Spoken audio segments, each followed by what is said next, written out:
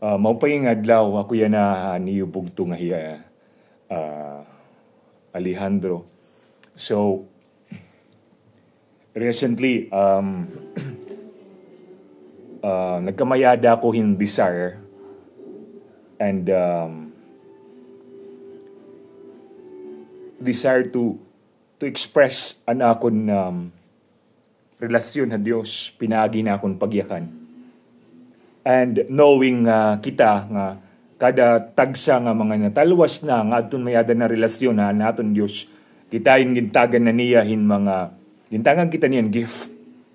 And gift, maybe it could be your talent to speak, it could be your talent to encourage someone. Kay iba-iba ang ginhatagan Dios sa aton, but we have been given the wisdom, kita gintagan niyan talento nga para gamiton naton inihiya nga para makapagdayaw hanaiya ngaran, mabalik ang gloria haiya. Recently, we know nga nagkamayada hino siya nga hataas nga worldly view nga ini nga kompetisyon amon pinakataas according to them. So, may daw siya nga atleta, kundi ini nga atleta, hiyan may ada world record, hiyan korksingon, hiyan pinakamakarit. Halarangan ito nga sports kundi hiyain nagko-compete. So he was breaking her records and no one is like her. She's the fastest, the greatest on that skills that has been given. So when she was given a chance, when someone interviewed her, you know what she did? Like, because ang mga normal nga mga atleta, when they are about to tell about how they become great and era talento, they will always tell it's about the hard work. It's about their dedication. Yes, it's true, it's a requirement. But what I'm trying to say is, nakapokus an era gloria, an era kalugaringon is because they're thinking that they achieve those things because of their own strength. It's because an era kalugaringon nga mga kusog. And the best thing that I like from this woman, you know, when she was about to say something about how she became good, how she became number one of these skills, he put all the glory nga ton Dios nga makagarahom kay maaram hiya ang sikretohan iya success. It's not about her. It's always about ang Dios nga nagahatag hiyahin kusog, nagahatag hiyahin wisdom. Paano niya ma-execute in tama, paano hiya to remain nga pinakamakaritha ito nga sitwasyon. And she knows kung hino ang naghatag hiya hin kusog, hin kaaram. So when she was interviewed, ang iya ginyakan is about ang Dios ang naghatag iya han nga tanan kay ano nga hiya naging number one ito nga skills. So what I'm trying to say, kita kadatag sa aton is gintagan ng Dios, gintagan kita niya hin gift. And ini nga gift, it requires an aton dedication. It requires an aton hard work. We have to execute. We have to train. We have to practice. And we have to find a method. And God will give you wisdom. And He will give you wisdom and the strength. Paano niya ito hiya mai-implement? Hay mo kalugaringon. So ikaw ang gintagan ng Diyos yung talento, hay mo pagyakan. Ikaw ang gintagan ng Diyos yung talento, yung pagkanta. Ikaw gintagan ng Diyos yung talento para maggitara or anything nga talento nga may ada ka. Ito is, nga tanan ito nga butang iginhatag mo, it's the main purpose is para may pahayag, is para to reflect ang iya goodness, is to reflect ang iya greatness, to reflect nga He is the powerful, nga hiya ang Diyos nga maghahatag imo ang imo success. Yan Diyos nga maghahatag imo an achievement because it will reflect back to Him nga makikita ito han mga tao hay mo kinabuhi kay ano ba ang sikreto han imo success? Ano ba ang sikreto kay ano ikaw naging makaritman ha ito nga larangan nga sports or any skills nga may ada ka kay ano an may ada ka nga waray ha iba. Yes, damon mga tawo nga makaret, they become number one. Even there was one guy, he's the only person nga may ada gold, nga may ada damo nga gold halarangin Olympics. Everyone knows him. But if you read his story, if you will read his life, there was a time when he was the number one, he was the greatest in the sports. He has the fame. He has the fame. And he was so great in what he do. But there was a time, because of that fame, because of that attention from everyone, he don't know what to do with his life.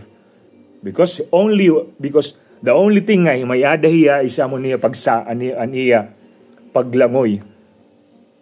Without aniya paglangoy, aniya kinabuhi is waray purpose. Because waray ang Ginoo hiya kinabuhi. It's always about him. It's always about him. So when people find something negative about him, he has all the pressure, Like if there's no sport, who he is. Because waray ang Dios haya kinabuhi. Waray ang Dios nga nagahatag nagigiya haya ka adlaw nga kinabuhi kay. Ani mo kinabuhi is not only about paglangoy. Ani mo kinabuhi is only about ani mo talento. May ada panahon kung diin ikaw in mag-aagihin mga sitwasyon nga kaulangan mo ang Dios. Ang Dios lang maghatag mo hin kusog, hin kaaram, hin kalipayan, ngan kahimyang. So kung waray ang Dios mo kinabuhi, you will end up in failure. You will end up in depression. You will end up in suffering. Because you will receive all the stress. Because you think you become great because of your own self. But when you know that God has given you everything that you have, in all situations, you will always will come running ngaton aton Dios kay hiyaan Dios nga maghatag imuhin kalinaw, hiyaan Dios nga maghatag imuhin kusog, hiyaan Dios nga maghatag imon kaaram. Kung paano nimo igsusoban mga problema nimo, paano mo matatanggupayan ano sa nga sitwasyon. Kay ang imo kinabuhi is diri lang nakabase no sa nga sitwasyon. Even the great king like King David, we know that after he defeated Goliath, his life did not stop on that. When he became a king, damo ang mga sitwasyon haniyan kinabuhi sanglit kung imo babasahon an imo ang salmo didahan Biblia, makikita nimo kung paano hiya always nadaop ang Dios kay maaram hiya nga pinaagi niya kalugarigon kusog. Even if he was read some part of the Bible, kung dinayakan nga to, he became more stronger as a king. But may ada mga panahon nga hiya talaga inadaop ang Dios kay maaram hiya nga ang Dios lan magsusolbar hiya, ang Dios lan maghatag hiya hin katugumpayan, maghatag hiya victorious sa mga problema nga naabot because kung kikitao naton ang King David was a warrior. He was a conqueror. So, damo ang mga country nga karuyag i-conquer niya lugar. Karuyag hiya i-conquer niya an iya bansa kay tungod. Ang panahon na ito, it's about war.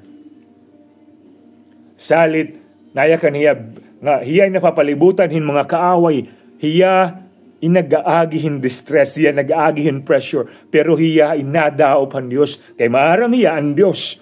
Amula ang mabuliga iya, amula ang Diyos nga magtatalwa sa iya. Salit, ikaw ay akong gini-encourage. Kung gintagan ka ang Diyos, gintagan ka niya ang talento, mag-encourage, gintagan ka niya talento, hipagyakan, hin maupay nga pagyakan, gintagan ka ang Diyos hin talento, hin pagkanta, gintagan ka ang Diyos hin talento, pag hangaha, kung ano may ada ka, kung di ikaw hin nag-i-excel, gamita ito parahan gloryahan Dios. Igbalik ka iya ang pagdayaw. Igbalik ka iya ang glorya. Kahiyala ang gintikangan han nga tanan kung anon may ada ka, ani mo pamilya, ani mo trabaho, ani mo gift, ani mo kaaram, ani mo kusog, ani mo good health. Nga tanan ito'y nagtikanghan aton Dios. Salit. Hangatanan salit na yakan nga to. Hangatanan nga sitwasyon, magpasalamat kita, mag-rejoice kita. There is power in rejoicing. There is power in rejoicing. And to whom you rejoice, and to whom you gave thanks. Maybe nagkapasalamat kayong kalugaringon, but always give thanks to God. Kaya pag ikaw, nakuha mo sikreto, may ada sitwasyon kundihin, ikaw ay may ginaagian, pero still you rejoice. Because you know ang Diyos diri ka papabayan. Because you know ang Diyos adhay mo para ikaw buligan. Waray dako nga problema para iya. Waray imposible ha iya. Nga tanan imo ma-achieve. So yan na ako I remember that's why may adap partida hapulungan Ginoo kunayakan kundiin nayakan hiya nga kita in magdayaw, kita in magampo. Kung karoyag nimo maging malinalang puso ng mga temptasyon, nayakan ito nga pagampo nga deri ikaw makadtuhin temptasyon. Pagampo so amo tiyat sikreto. Rejoice pagampo. Rakates kiabos surbos rakabababas siyate sikirab. Nayakan ni dahang pulong ang Ginoo ngayong meditate ang pulong pagampo ang pulong han aga hunahuna ang pulong han agang ang gabi hunahuna ang pulong think about ha iya ha agang ang gabi kay ano man nganayakan niya nga pag igting hiya kay tungod anyawa diri na okoy hin pagtemtar hayimo anyawa diri na okoy nga para ikaw mapahirayon relasyon nimo nga aton Dios nga makagarahom na diri nga matagamtaman nimo ang mga success nga ginhatag haymo ang Dios. So ang sikreto is to rejoice pagampo nga nigmeditate aniya pulong, and that will make you successful. That is, and your divine goal is to share ang gospel ang tanan nga katawhan, regardless kung ano ang posisyon ng tao, kus nga tanan in na deserve hin kinabuhi nga waray katapusan. So pag ampong nga tagan kan Dios hin boldness, nga tagan kan Dios hin wisdom, itagan kan Dios hin compassion. It's all about compassion. Ang Diyos, haniya nag-decide niya gahatagan aniya anak because He feel compassion ngadtuhan mga tao. He feel compassion because He knows ang mga tao pagwaray ang Ginoo nga waray magtatalwa sa ira forever hira nga mapapahirayo. And remember, kita ang maging create from His own image. That's how God love us. Nayakan pa nga ni dito nga, what is it a man that you're mindful of Him? Kay ano't may ada hataw nga hirya amon imo permi ginhuna-huna. Ngan imo atensyon ada permi iya. Because from the very beginning we know that kita was created in His image. It means we were fearfully and wonderfully made. We are the reflection of Him.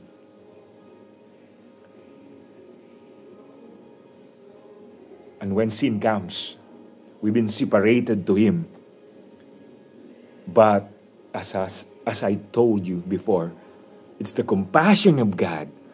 It's the love of God Han pag-igugma, han paghigugmahan Dios, han katawhan, amo nag-decide nga hiya ipadara niya, an iya bugtong an iya, nag-uusahan nga anak haaton para mamatay, para mag-suffer, para kastiguhon, para pagpakaraudan, to be humiliated, to brutally beaten, to be rejected. That was the consequences aniya paghigugma. Aniya anak has to suffer para la kita inmatalwas, para la mahibalik anaton relasyon ha iya. It's about aniya compassion, it's about aniya love. Salit kita nga mga gintagan ng Diyos higayon para magserbe iya. Always remember to have this compassion atun mga katawhan. Kay kung waray ni compassion ha tao, you don't care, you don't want to share. Diri ka mag-istorya about hanatong Ginoo. Kay waray nim compassion, you don't care about him, what will happen to that person kung hiyain mamatay.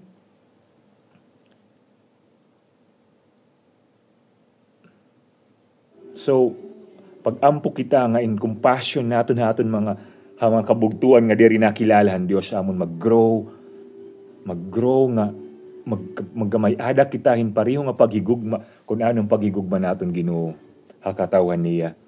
Because sometimes it's impossible for people, especially to those who doesn't like you, to those that you don't know.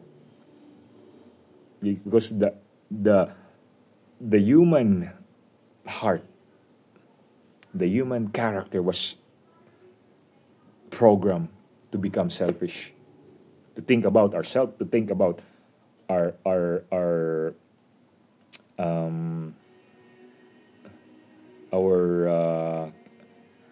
what we can get, comfortable life that we have. This body was designed for that, but remember, you are transformed. Ikaw yung transform na ng Diyos. Ikaw yung bago na ng Diyos. Diri ka na pariyon dati. So that's why every day it said that to renew your mind, to renew your mind, to reflect han pulong ang Ginoo, to become part ng imo pagkatao, ang pulong ang Dios nga imo hiyag meditate, imo hiyag paghunahunahon, aga ngan gabi kada adlaw. Waray sumering nga hunahunahon mo niya once a day, o waray sumering ang Biblia nga hunahunahon mo niya once a week, or once a month, or once a year. Because if you will do that, the enemy knows, no matter how strong you are, if you are separated from God, even if you have the Holy Spirit, he will try to distract you. He will start to put lies in you. And his main purpose is para mapahirayo ka.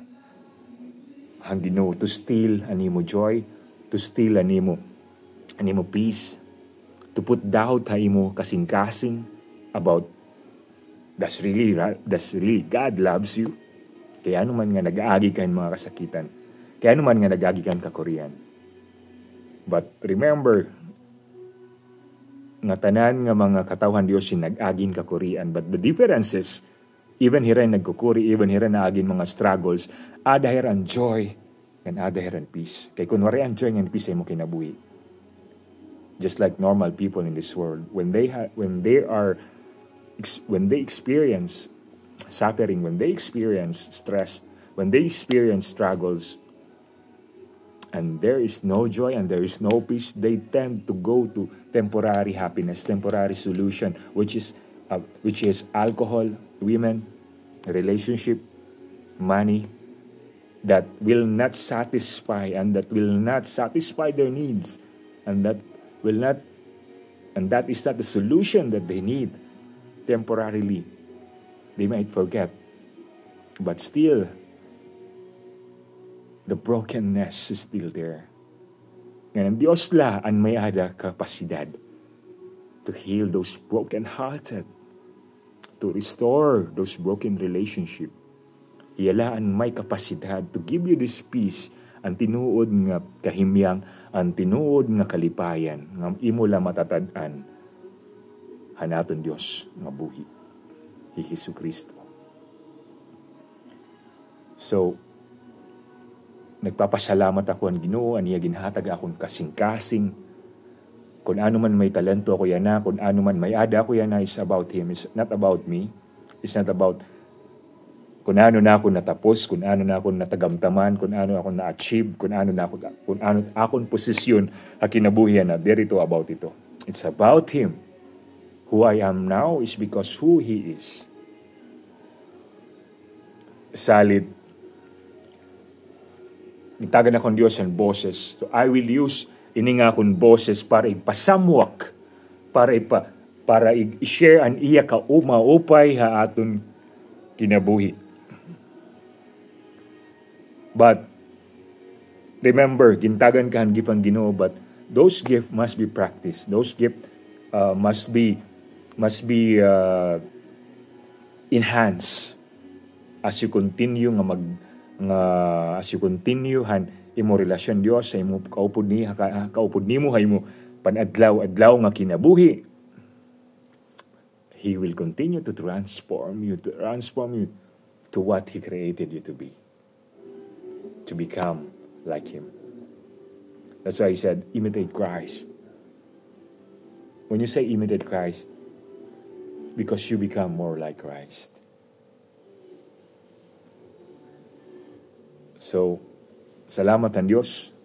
Iningatak na yung ginhatag akon. And I pray nga damo ang mga tawo nga akon mashiran, nga magamit ko ang ginhatag ang Diyos sa akon. Kung mayada ko yan na any resources, any gift, the gift of encouragement, the gift of compassion, the gift of being there to those who are in needs. So, rejoice, pray, and the Word of God. So, amo to tiya haakon in my heart. I believe that as you do these things, you will glorify God in everything you do. So, to God be all the glory.